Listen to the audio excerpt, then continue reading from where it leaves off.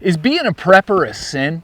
Is preparing for things a sin? Because I could see a lot of people saying, look, you claim to serve this God, but here you are trying to play God and trying to put things together and not trusting Him for your day-to-day and trusting Him for your future.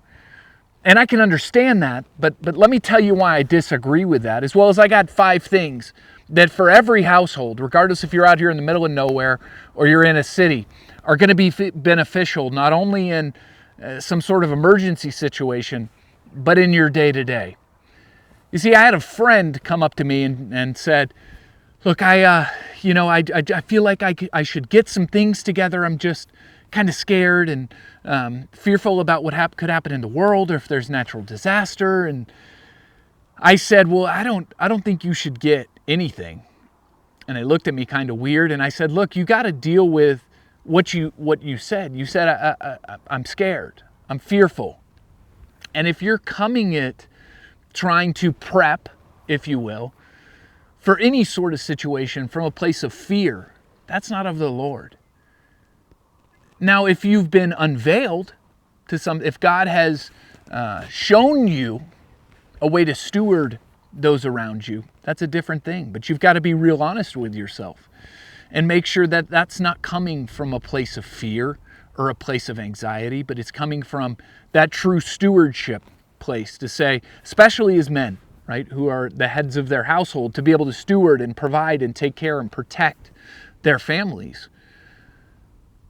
If God is revealing to you that you need to step into something, you need to do something, we need to take that seriously. And we need to take it before Him in prayer. We need to test that against the Bible. And I think whenever I think of it, I think of two people from the Bible whenever it comes to being prepared. The first one you probably already thought about is Noah. Like, Noah spent decades building a boat. Never seen rain, but building a boat. And he didn't build it out of fear. He built it out of duty. And he built it because God told him to do it. That's the first one that comes to mind, is if we are doing these things because that's what God told us to do. That's what we are tasked with doing. He wasn't fearful. Joseph's the other one that comes to mind. It was revealed to him that there were going to be 7 years worth of famine in his country. And God put him in a position to be able to store up 7 years worth of grain and sustenance for his people. And not only did he save his countrymen, he also ended up saving his family. So he didn't do that because he was scared. He didn't do it because he was fearful. He did it because God revealed something to him, and he took the actions that he was called to do. So if you're coming now to this video from that place, praise God.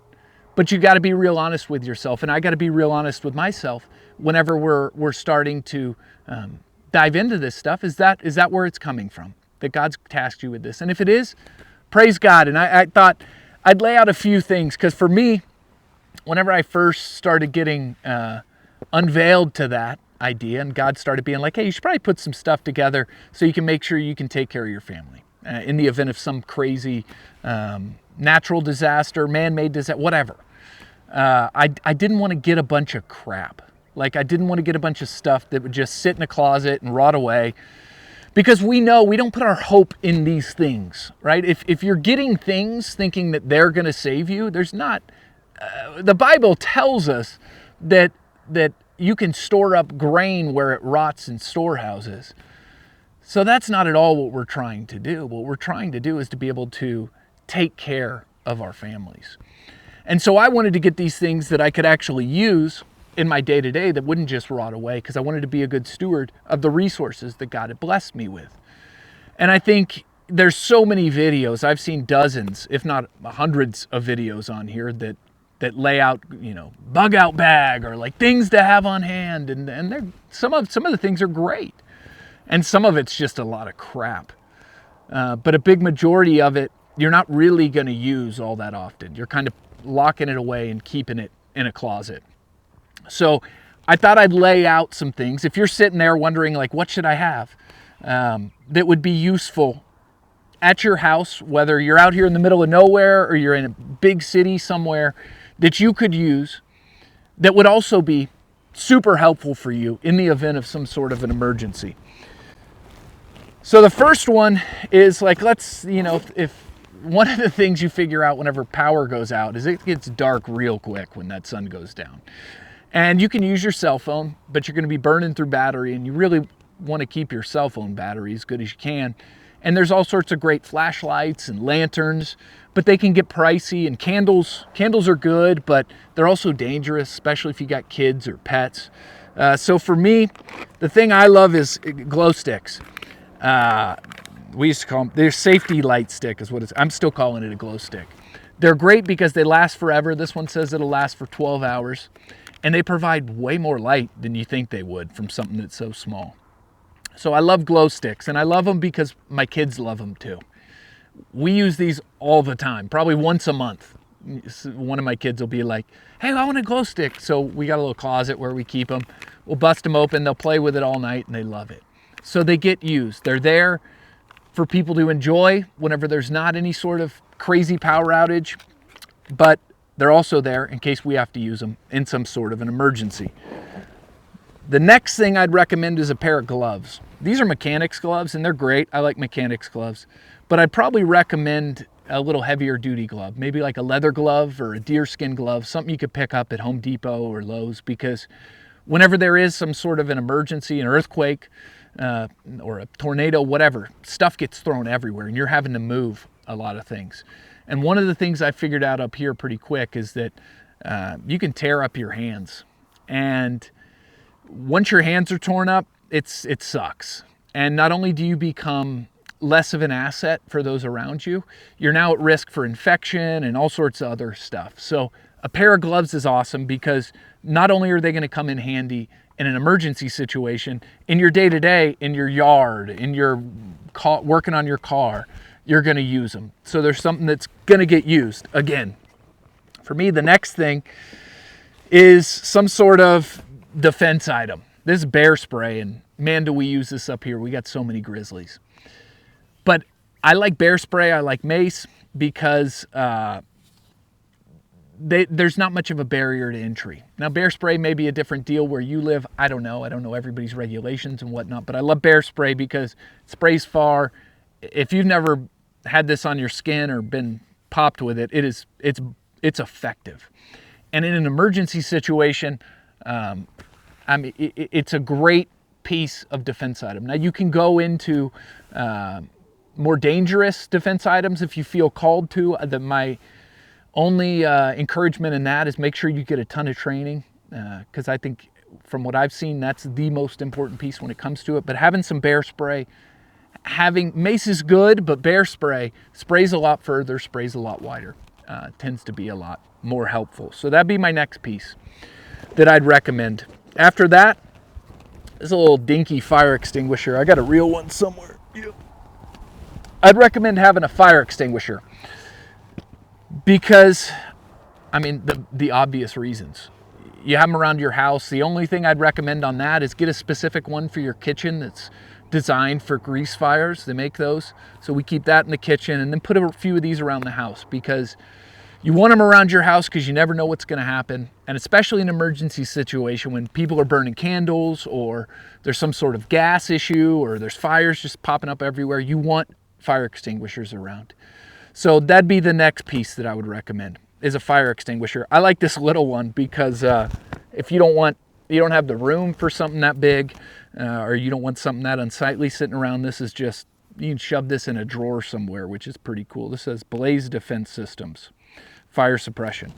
So fire extinguisher would be the next thing that I'd recommend. After that, there's a reason why every guy that talks about survival type stuff talks about water. It's because it's important. It's really important. Now for your house, I'd recommend a Berkey. Those are great. We have one in the house. Filters a lot of water relatively quickly, but they're not very transportable. This is a Grail. I got introduced to these whenever we started doing a lot of backcountry trips up here. They're awesome. It's a 2-part system. You pull off the cup, you can fill it up, and it filters water. They're great. I've used it dozens and dozens and dozens of times. It's a really great piece of equipment. The only downside is that it doesn't carry very much water. So along with that, I'd have some sort of way to carry water, be able to transport it. This is a Hydra Pack Seeker. It's 4 liters, and it packs up to nothing. It weighs absolutely nothing, but it holds a good amount of water so that you're able to filter it with this and then transport it with this. So I'd recommend that whenever it comes to water. For your house, a Berkey's great. They can be a little bit more expensive, so if you're more budget-minded, this is a great option too. I like this because you go camping, you go hiking, you go hunting, you're going to use this. You're going to end up using it. You're going to end up using the bladder.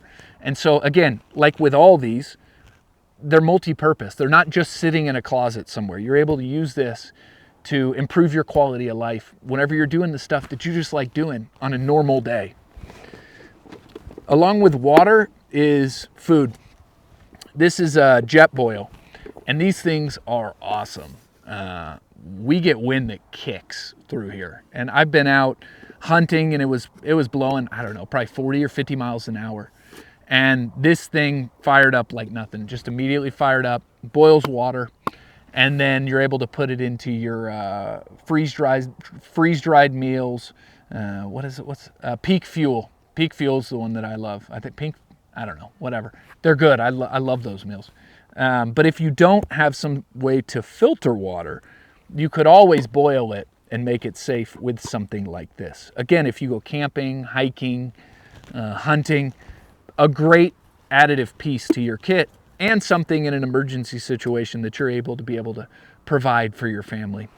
Once again, let me see what I got. The next thing, now this gets a little bit more expensive. So like, I don't know how much a fire extinguisher is, 40 bucks, 30 bucks, something like that. Gloves are like 20 bucks. Bear spray, I'm not sure, but all these are relatively cheaper items. This Grail is around 100 bucks, maybe 150 bucks, I would guess.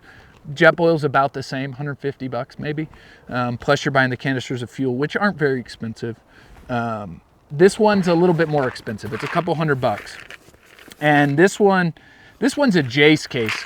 I have a bunch of other companies that do it. There's a ton of them that do it. And I have no affiliation with like any of these things. These are all things I bought with my own money and I use day in and day out. So I have no loyalty to any of them. So find which one of these you like. I just think it's important to have. And a Jace case is like antibiotics. It's basic medicines. Because we all saw during COVID with supply chains how things became unavailable relatively quickly. And in the event that someone gets sick, someone gets an infection, you're able to treat that. Now, because the shelf life is long on these, sometime within the couple of years that before these are going to expire, somebody probably in your household is going to get sick with one of those and get prescribed that medication from the doctor. And rather than having to go down to the pharmacy and pick that up, you can just use it straight from the case. That's what we do. So again, you're able to use these things in an emergency situation or outside of an emergency situation.